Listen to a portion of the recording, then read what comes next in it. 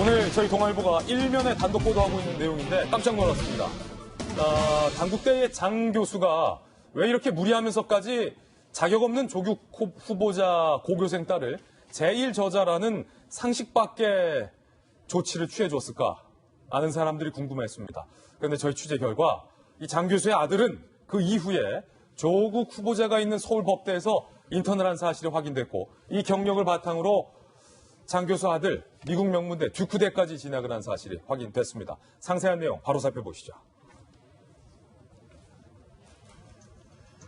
조국 딸 1저자 교수와 자녀 스펙 품앗이, 여러 가지 품앗이를 해봤다는 얘기는 들었지만 아들, 딸 스펙 품앗이 했다라는 건 이번에 전 처음 듣습니다.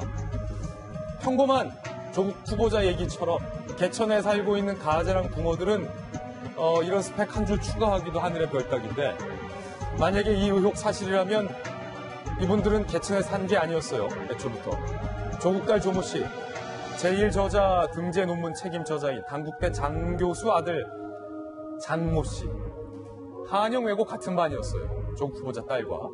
서울법대 공익인권법센터에서 2주간 인턴을 했던 사실이 확인됐습니다. 그러니까 조국 후보자 딸 그리고 1저자 등재시켜준 장 교수 아들이 나란히. 그런데 그때 조국 후보자가 공익인권법센터 참여 교수 중에 한 명이었던 거예요. 그런데 저희 동아일보 기자들이 서울대 공익인권법센터 교수들에게 물어봤어요. 그러자 예? 고교생이 인턴이었다고요? 에이 무슨 그거 법대생이 하는 자리다. 최소 법대생이 하는 자리다. 그리고 당시 센터 차원에서도 고교생을 선발한다는 공고 자체를 하지 않았다는 겁니다. 공익인권법센터 관계자는요, 당시 교수들이 아름아름으로 애들을 데려왔다. 정식 인턴이라기보다 다과 나눠주고 접수 돕는 안내원 역할을 시켰을 가능성이 크다.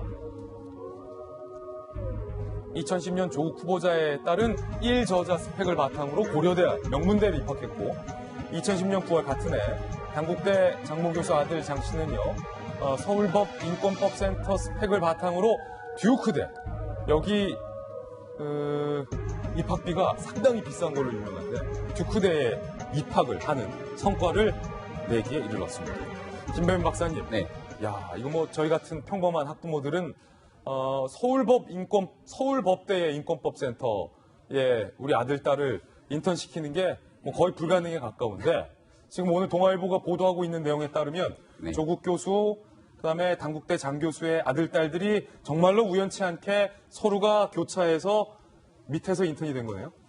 이게 왜 중요하냐면요. 그동안 조국 후보자가 관련된 논문에 대한 의혹이 있으면 그것은 논문을 작성하고 거기에 대한 심의하는 곳의 문제지 나는 전혀 몰랐다는 얘기를 하지 않습니까? 제기되고 있는 모든 의혹들에서 조국 후보자는 몰랐다는 게 지금 후보자의 해명과 민주당의 해명, 청와대 해명이 일치합니다. 근데 지금 이 공간 속에서 이루어지게 된 것은 조국 후보자가 서울대 교수일 때 일어났던 일이고요. 얘기가 나왔던 것처럼 지금 현재 서울대학교 법학전문대학원에서 무슨 얘기가 나오냐면 이런 내용 듣도 보도 본 적이 없다. 이 내용을 알고 있는 사람은 단 2사람일 가능성이 높은데 당시 공익인권법 센터장이었던 한인섭 교수라고 누가 뭐래도 조국 후보자와 친분이 가까운 인물입니다. 그리고 조국 후보자밖에 모르지 않겠느냐는 얘기를 하고 있는데요. 한영외고 당시에는 유학반이 있었다는 겁니다. 그 유학반의 반장이 조 후보자의 딸이었고 거기에 단국대 장 교수의 아들도 함께 들어가 있었던 상황인데요. 같은 반 그부. 그 상황 속에서 우리가 다시 한번 기억을 좀 더듬어 보면 단국대학교 장 교수한테 도대체 왜 이런 일이 일어났는가라고 하니까 아니 해외에 유학 간다니까 도움을 주려고 그랬지라는 얘기를 한 적이 있습니다. 네. 그렇다면은 해외로 유학 가는데 도움을 줬다라고 본인이 얘기했던 것처럼 자신의 아들이 듀크대학교에 입학하는 과정에서 도움을 받은 것 아니겠습니까?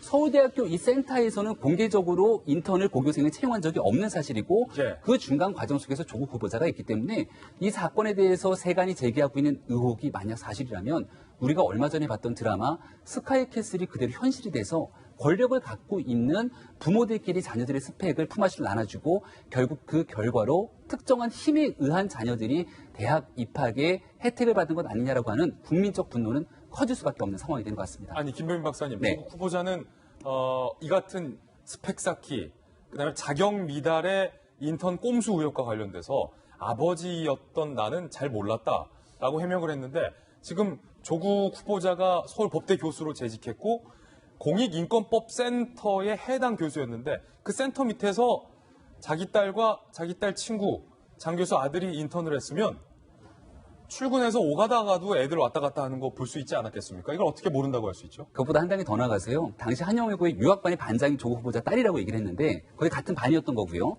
당시에는 굉장히 공교롭게도 아버지 모임이 있었다는 겁니다. 그래서 앞서 단국대학교 이 문제가 불거지고 났을 때 이런 얘기 했잖아요. 오가는 과정 속에서 한 번쯤은 봤을 수 있다라고 하는데 아버지 모임을 통해서 봤던 서로의 개연성이 있는 인물들이고 그 과정 속에서 서울대학교로 오게 되는 인턴에 대한 이런 선발 과정들이 있었다면 이것을 조국 후보자가 몰랐다라고 얘기를 할 수 있을까? 이렇게 되면 앞으로 대한민국에서 문제가 있다라고 판단되고 있는 모든 애들에 대한 다 면죄부가 주어지는 것은 아닐지 걱정이 커지는 대목인데요. 분명하게 조국 후보자가 입장을 밝혀야 될 때가 아닌가 싶습니다. 변호사님. 로스쿨이 정착되면서 각 대학마다 이제 특성화 분야가 있거든요. 예를 들어서 서울대는 그러니까 공익인권법이고 강원대는 환경법, 경북대 IT법, 부산대는 금융해상법 그런 식으로 특성화 분야가 있고 관련된 센터가 있습니다. 저도 이제 모 대학 로스쿨에서 그런 센터에서 강의를 했었는데 특정 이제 센터가 되면은 담당 교수님이 2분에서 3분 정도 지정이 되시고 실무를 도와주는 간사 이제 직원 한 분이 계시죠. 그러니까 그분들은 이제 학생들을 위탁해서 그 사람들에게 이제 좀 의미 있는 소송을 진행하거나 같이 이제 뭐 리뷰를 하거나 여러 가지 법적 의견에 대해서 검토를 하고 보고서를 쓰고 그런 역할을 하게 되거든요. 공익인권법센터에 조국 교수를 포함해서 2-3명의 사람들이 교수님들이 있었을 것이고 그 안에 직원들 1-2명 있을 것인데 인턴으로 자기 아들이 왔다면 모른다고 장 교수의 아들이 왔다면 모른다고 할 수는 없었겠죠. 그 자체가 아까 그 다른 교수님께서도 인터뷰에서 대학생들이 하는 것이지 고교생이 할 수 없다라는 것도 공익인권법센터에서 이루어지는 일들 자체가 어느 정도 법적 지식을 전제로 하고 있고 어느 정도 법적 내용이 있어야만 하는 수가 있기 때문에 고교생 할 수 없는 자리이기 때문에 순전히 이건 그냥 누구도 갈 수가 없는 자리를 억지로 끼워넣었다고밖에는 볼 수는 없겠죠. 억지로 끼워넣었다고 볼 수밖에 없다. 변호문 변호사는 이렇게 해석을 했는데 이 해당 장 교수 앞서 이런 발언 한 바 있습니다. 들어보실까요? 저는 몰라요. 저는 모르고 저희 집사람하고 어머니하고 이제 같은 학부형이니까 아니 고3들 뭐 고등학교 하는데 학부형 모임 자주 하잖아요. 서로 좀 몇 번 부딪힐 수밖에 없죠. 그가 뭐 규정을 위반했다거나 제가 책임져야 될 일이 있으면은 응분하게 책임을 질 생각입니다.